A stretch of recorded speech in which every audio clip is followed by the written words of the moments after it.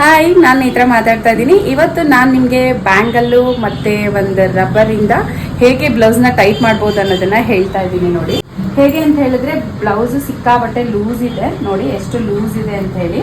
ಇದನ್ನ ಹೇಗೆ ಟೈಟ್ ಮಾಡ್ಕೊಬೋದು ಅಂದರೆ ಕೆಲವೊಂದು ಸಿಚುವೇಶನ್ಸಲ್ಲಿ ಏನು ಮಾಡುತ್ತೆ ಅಂದರೆ, ಎಮರ್ಜೆನ್ಸಿ ಇರುತ್ತೆ, ಬ್ಲೌಸ್ ಅಥವಾ ರೆಡಿ ಡ್ರೆಸ್ನ ತೊಗೊಂಡ್ಬಿಟ್ಟಿರ್ತೀವಿ, ಅಂದರೆ ರೆಡಿ ಲೆಹೆಂಗಾ ಅಥವಾ ಕ್ರಾಪ್ ಟಾಪ್ಸ್ ಏನಾದರೂ ತೊಗೊಂಡಿರ್ತೀವಿ.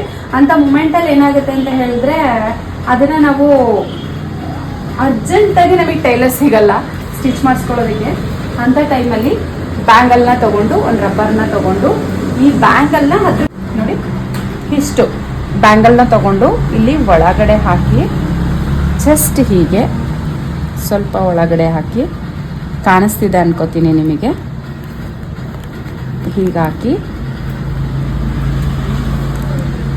ಹೀಗೆ ಮಾಡಿ ಸ್ವಲ್ಪ ಟೈಟಾಗಿ ಹಾಕಿದ್ರೆ ಕೊಡುತ್ತೆ. ನೋಡಿ ಒಳ್ಳೆ ಡಿಸೈನ್ ಕ್ರಿಯೇಟ್ ಆಯಿತು. ಮತ್ತು ಇಲ್ಲೂ ಕೂಡ ತುಂಬ ಲೂಸ್ ಇದೆ. ಅದಕ್ಕೆ ಇನ್ನೊಂದು ಬ್ಯಾಂಗಲ್ನ ಜಸ್ಟ್ ಇದನ್ನು ತೊಗೊಂಡು ಇನ್ನೊಂದು ಬ್ಯಾಂಗಲ್ನ ಬಳಸ್ತಿದ್ದೀನಿ.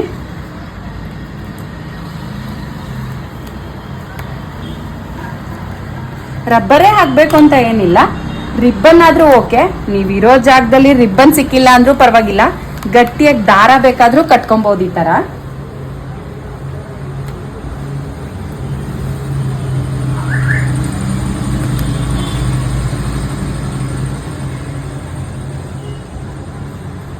ನೋಡಿ ಯಾವ ಥರ ಡಿಸೈನ್ ಚೇಂಜ್ ಆಯಿತು ಅಂತ. ಆ್ಯಕ್ಚುಲಿ ಇದು ನಿಮಗೆ ತುಂಬ ಇಷ್ಟ ಆಗಿರುತ್ತೆ.